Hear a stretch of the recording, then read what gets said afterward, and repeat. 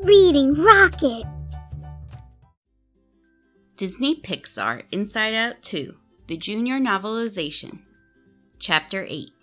After 14 lefts, 3 rights, and a handful of U-turns, anger, disgust, fear, sadness, and joy had finally found the stream of consciousness. The river flowed all the way through Riley's mind. Objects of every kind bobbed in its current, drifting through Riley's awareness depending on what she was thinking about. Right now, Riley had one thing on her mind. She was starving. Joy hopped onto a slice of deep dish pizza, followed by disgust, fear, and anger. Sadness hesitated to join them. "First class all the way. Let's go, Sadness!" Joy cheered. "But I've been trying to tell you. We can't take the tube back. Someone has to be at the console to recall us," Sadness explained. "She's right, Joy. We'd be stranded," said Disgust. "I bet Anxiety would have thought of that," added Fear as he and the others stepped off the pizza. "Well, then someone's gonna have to crawl up that tube and go back to headquarters. And at the right moment, recall us." Joy pointed to a recall tube, one of the long ducks scattered through Long Term. They brought old memory spheres back up to headquarters. "Oh, I'll do it," Anger offered, smashing his fist into his palm. "I'll pound that orange." "I don't think so, Punty," Joy said, frowning. The other motions exchanged looks. If not Anger, then who? Well, here's the thing," Fear nervously began. "You were never an option," Joy assured him. "Oh, good," Fear sighed with relief. They turned to Disgust. She wrinkled her nose. "Crawl through a tube in this?" she asked, gesturing to her crisp dress. "I don't think so." Everyone looked at Sadness. "Oh no, not me," Sadness groaned. "Yes, Sadness, you could do it. You know the console better than anybody. You've read all the manuals cover to cover," Joy exclaimed. Sadness protested, but it was pointless. Joy looked around. Nearby, 2 walkie-talkies sat on a pile of construction equipment. Joy picked them up.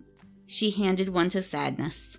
"Here, we'll signal you when we've got Riley's sense of self. And then you bring us back," Joy said, opening the recall tube. Sadness peered into the tube. She moaned uncertainly. "Sadness, it's the fastest way back to headquarters," Joy pleaded. Nearby, sirens wailed. The Mind Police had found them again. "Joy, I can't do it. I'm not strong like you," Sadness whimpered. "I know you, Sadness. You are strong," Joy said. "I can't give you specific examples right now, but you got this." She hoisted Sadness into the tube. "Just don't look down and keep moving." Sadness wiggled into the tube and started to climb. "Oh yeah, I can do it," she sobbed, tears rolling down her face as she crawled away. "She'll be okay, right?" Joy whispered to Anger. Anger shrugged. 50-50. With Sadness gone and the Mind Police on their trail, the emotions rushed to the stream of consciousness. They looked for something they could ride to the back of the mind. Meanwhile, Riley was eating a power bar that tasted like sawdust. All she could think about was how disgusting it tasted. Now Riley's least favorite foods bobbed along the surface of the stream. A giant broccoli floret floated by with its stalk pointing up. Anger grabbed it and stepped on the broccoli's bumpy surface. No way I'm stepping 1 foot on that," said Disgust, eyeing it. "We have to. Riley needs us," Anger demanded. Disgust knew Anger was right, but she certainly didn't like it. She stepped onto the broccoli, completely repulsed. Joy and Fear jumped on after them. The emotions floated down the stream of consciousness on the wobbly broccoli, holding onto the stalk to keep their balance. They had outrun the Mind Police. For now. By the end of practice that day, Anxiety could see that everything was falling into place. Was Riley exhausted? Sure she was. After all, she'd been skating since before dawn. But it had been worth it. Playing with the Firehawks was totally leveling up Riley's game. Not to mention her friendship with Val. As they crisscrossed the ice in an attack drill, Val shot the puck to Riley.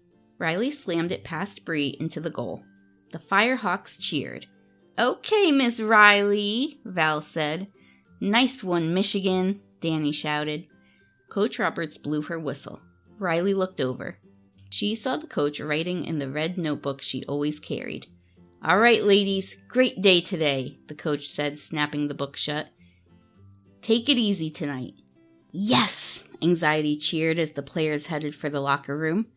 "Now the moment we've all been waiting for. Party time with Val and our future besties." After they changed into their regular clothes, Riley followed Val and her friends out of the locker room. As they passed Coach Roberts' office, Danny paused. She nudged Riley. "There it is," she said ominously, pointing at the notebook on Coach's desk. "The red notebook." "Don't say it like that," Val told her. "You'll freak her out."